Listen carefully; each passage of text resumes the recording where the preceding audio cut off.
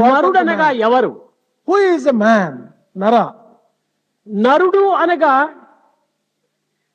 Narudu means, కేవలము ఆత్మనే అని అర్థము. the meaning of that is Atma ఈ alone. ఆత్మ నుండియే ఆకాశాది భూతములు ఆవిర్భవించాయి. From Atma have emerged all the five elements such as the sky, ఈ air, etc. ఆకాశాది భూతములకే నారములు అని పేరు. These five elements have one name, Naramu. నారములు అనేటువంటిది ఏమిటి? జీవ సముదాయమే. Naramu also refers the collective నారములు అనేటువంటి జీవ సముదాయమునకు ఆరాధమైనటువంటి వారు, ఆధారమైనటువంటి వాడు కనుకనే నారాయణుడు అని దీనికి పేరు. Narayana is called so because he is the basis of all the living beings.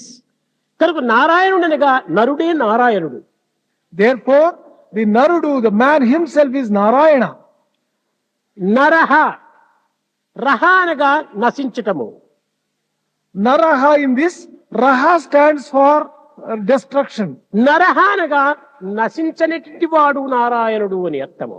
The one who cannot be destroyed at all, the one who is permanent, he is Narayana.